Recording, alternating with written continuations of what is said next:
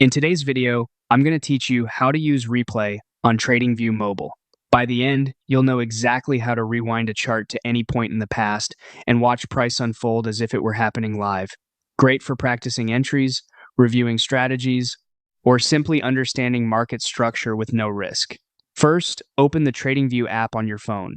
Make sure you're on a stable connection so playback feels smooth. From the home screen, head straight to the Chart tab at the bottom.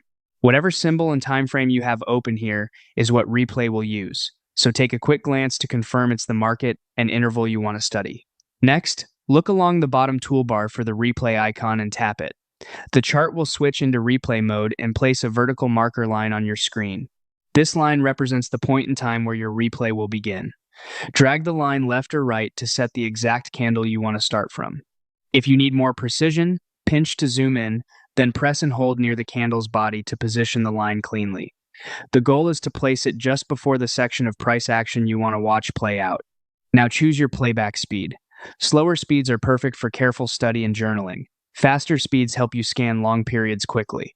Start conservative if you're analyzing patterns or indicator reactions, then increase speed once you're comfortable. When you're ready, tap play. Candles will print forward from your chosen point, showing how the market actually moved. If you notice things moving too quickly, simply lower the speed. If you want a broader view, zoom out slightly so you can see more candles at once. That's all there is to it. Open TradingView Mobile, go to Chart, tap the Replay icon, set the starting line, pick a speed, and press play. Use this feature to build confidence, refine timing, and turn historical data into practical market insight.